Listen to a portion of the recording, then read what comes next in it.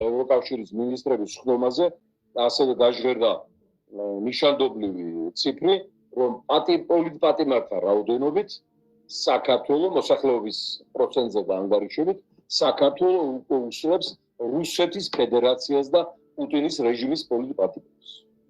რა თქმა უნდა, გასაკვირია ახლა ალბათ არც არაფერი არა, დიქტატურაა დაქანებული, როდესაც ვამბობდით, რომ დიქტატურა ყალიბდება, დიქტატურა, ამასაც იღებდნენ ახლა შიგნით და გარეთ, ცოტა ისე რა, ნახევრად სერიოზულად, ნახევრად არასერიოზულად და რა დიქტატურა, ეს დიქტატურა ფიქრობდნენ, რომ შეიძლება ასეთ ქვეყანაში 300-წლოვანი სახელმწიფოებრიობა, უძველესი კულტურა, ასეთი მებრძოლი ხალხი, ასეთი დაუმორჩილებელი სულ ამდენი იმპერიის შემკლაპავი, ეგ დიქტატურა ჩამოყალიბდეს 21 საუკუნეში და იმ ანეკდოტის არ იყოს, ახლოს რომ მივედით კახილის, მივედით ახლოს, მოვიდა ახლოს და ნახეთ, რომ დაქანებული დიქტატურა და პრაქტიკულად საგანგებო მდგომარეობაა გამოცხადებული, მაგრამ ამას არ ქმნიან სხვა რაღაცებს, იღებენ კანონს, დემონსტრაციები აკრძალულია, მიტინგები. საგანგებო მდგომარეობა არის პირველ რიგში რა მიტინგები და დემონსტრაციების აკრძალვა.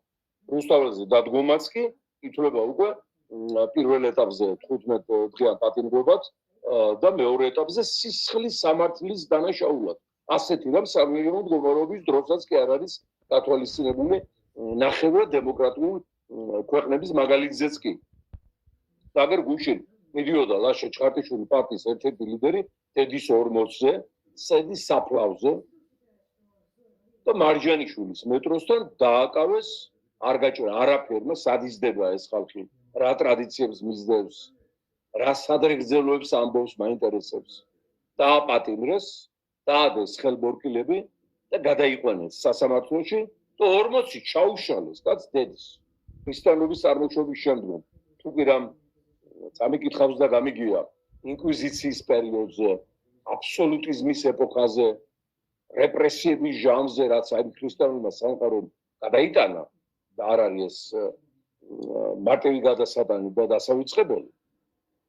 მე ასეთი პრეცედენტი, რომ შვილი დედის 40-ზე დაეპატიმრებიო და არ გაეშვა დედის საფლავზე.